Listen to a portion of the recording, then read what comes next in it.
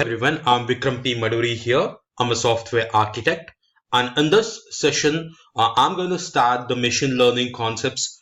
This is the chapter one, part one, and I'm going to cover all topics related to machine learning. This is a complete full set of course. I'm going to roll out on my YouTube channel, www.youtube.com/Softech. So, we'll start with the theoretical parts and we'll understand what exactly is machine learning and why is it so important, prominent, and everything from beginning. So, anyone who's into the IT industry, non-IT industry also can follow these sessions on my channel and you can understand the concepts of machine learning and we need to have a robust base before starting off and learn a particular course online, a paid course, I mean to say. So before that, you need to have some basics of it, and we need to know where to go, what to learn, and things like that. So let's start off with the basics. So what exactly is machine learning? So over the past 2 decades, machine learning has become one of the mainstays of information technology, and with that, a rather central, albeit usually hidden, part of our life. So with the ever increasing amounts of data becoming available, there's a good reason to believe that smart data analysis will become even more pervasive as a necessary ingredient of technology progress. So in short, machine learning was, kind of ignored in the past, but right now it's like it has come to a more, it was submissive at the time, but now it's pervasive. So it's like, more visible because it's out and out and in a very huge, large, quantity, I mean to say. So the purpose of this chapter is to provide the reader with an overview over the vast range of applications which have at their heart a machine learning problem and to bring some degree of order to the zoo of problems. So after that, we will discuss some basic tools from statistics and probability theory since they form the language in which many machine learning problems must be phrased to become amenable in solving. So finally, we will outline a set of fairly basic yet effective algorithms to solve an important problem, namely that of classification. So more sophisticated tools, a discussion of more general problems, and a detailed analysis will follow in later parts of our session. Okay, so let's start off with a taste of machine learning. Machine learning can appear in many guises.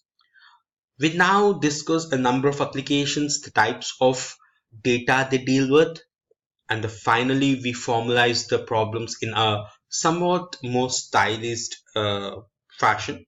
The later is key if we want to avoid reinventing the wheel for every new application. So instead, much of the art of machine learning is to reduce a range of fairly disparate problems to a set of fairly narrow prototypes. Much of the science of machine learning is then to solve those problems and provide good guarantees for the solution. So applications of machine learning. So most readers will be familiar with the concept of web ranking. That is the process of submitting a query to a search engine. So which then finds web pages relevant to your query and which returns them in their order of relevance. So I'm going to show you one example in which the query results come into when we search for machine learning. That is, the search engine returns a sorted list of web pages given a query. So to achieve this goal, a search engine needs to know which pages are relevant and which pages match the query. So such knowledge can be gained from several sources. So the link structure of web pages, their content, the frequency with which users will follow the suggested links is in a query. of examples of queries in combination with manually ranked web pages. So increasingly, machine learning rather than guesswork and clever engineering is used to automate the process of designing a good search engine. So when I'm typing machine learning, I can see a couple of searches, couple of results that come into my page. So the top 5 scoring web pages for the query is here on the screen.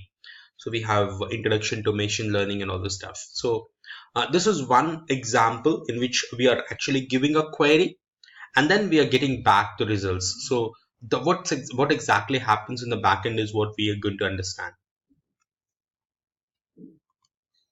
So a rather related application is collaborative filtering. So internet bookstores such as Amazon or video rental sites such as Netflix use this information extensively to entice users to purchase additional goods or rent more movies. The problem is quite similar to the one of web rankings. So as before, we want to obtain a sorted list in this case of articles. So the key difference is that an explicit query is missing, and instead we can only use past purchase and viewing decisions of the user to predict future viewing and purchase habits. So the key side information here are the decisions made by similar users, hence the collaborative nature of the process. So I'm going to discuss more in detail with an example here. So in which like it is cleverly desirable to have an automatic system to solve this problem, so thereby avoiding guesswork and time. So an equally ill-defined problem is that the automatic translations of documents. So at one extreme, we could aim to fully understanding a text before translating it using a curated set of rules crafted by a computational linguist well versed in the two languages. So we would like to translate. So this is a rather arduous task, in particular, given that the text is not always grammatically correct, nor is the document understanding part itself a trivial one. Instead, we could simply use examples of translated documents, such as the proceedings of the Canadian Parliament or other multilingual entities, such as that United Nations, European Union, Switzerland, to learn how to translate between the two languages. So, in other words, we could use examples of translations to learn how to translate. This machine learning approach proved quite successful. So many security applications, for example, for access control, use face recognition as one of its components. That is, given the photo or video recording of a person, recognize who is this person is. So in other words, the system needs to classify the faces into one of many categories like Alice, Bob, Charlie, or so, or decide that it is an unknown face. So a similar yet conceptually quite different problem is that of a verification and validations. So here the goal is to verify whether the person in question is who he claims to be. So note that differently to before, this is now a yes or no question. So to deal with different lighting conditions, facial expressions, whether a person is wearing glasses, hairstyle, etc., it is desirable to have a system which learns which features are more relevant for identifying a person. So another application where learning helps in the problem of named entity recognition, I'm going to discuss that one as well. That is the problem of identifying entities such as places, titles, names, actions, etc. from documents. Such steps are crucial in the automatic digestion and understanding of documents. So some modern email entities, clients such as Apple's Mail app nowadays ships the ability to identify addresses in the mails and filing them automatically in an address book. So while systems using handcrafted rules can lead to satisfactory results, It is far more efficient to use examples of marked up documents to learn such dependencies automatically.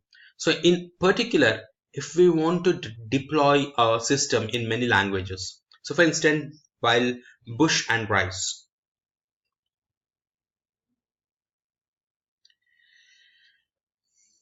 So the books, if when we take up the example of a books by Amazon.com, when viewing Tom Michel's machine learning book, it is desirable for the vendor to recommend relevant books which a user might purchase. So here the challenge is to recognize that we are dealing with a same person in all cases. Havana, Raiders, the European Union's top development aid official, left Cuba on Sunday convinced that the European Union diplomatic sanctions against the communist island should be dropped after the fatal retirement. This main aide said. So this is something which is a challenge to recognize the person. So we're going to write this logic. I'm going to explain this in the coming sessions more clearly. But I just randomly explain you. The type is organization and it's Havana, and type organization readers D, and development aid official left, and on Sunday convinced that EU diplomatic sanctions.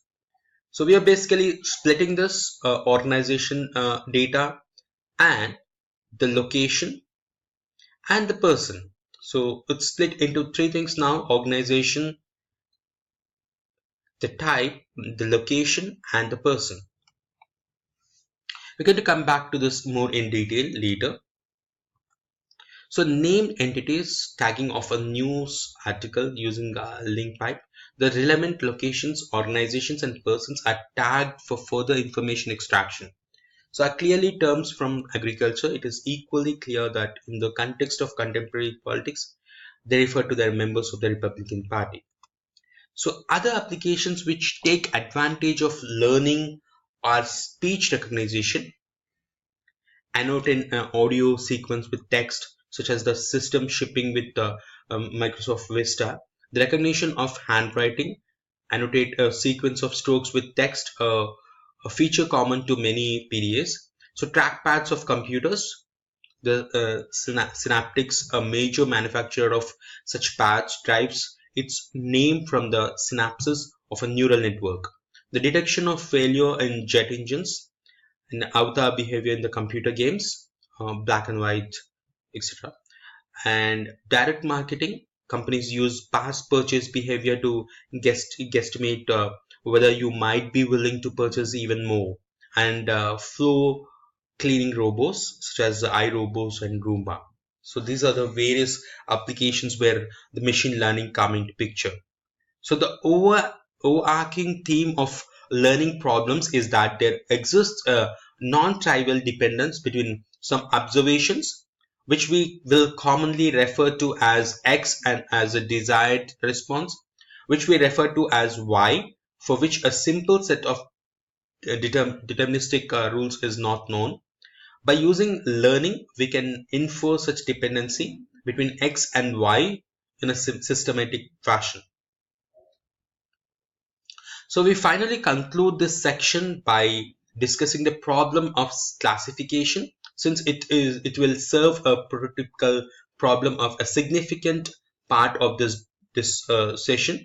So it occurs frequently in practice. For instance, when performing spam filtering, we are interested in a yes or no answer as to whether an email contains relevant information or not. Okay, thanks for watching this session. I'm going to get back to you with more sessions. Do catch me in next video. And if at all, if you're looking for full-fledged SAP or any software trainings, you can contact us at info@softech.com. And please do not forget to subscribe to our channel www.youtube.com/Softech. and do click on the bell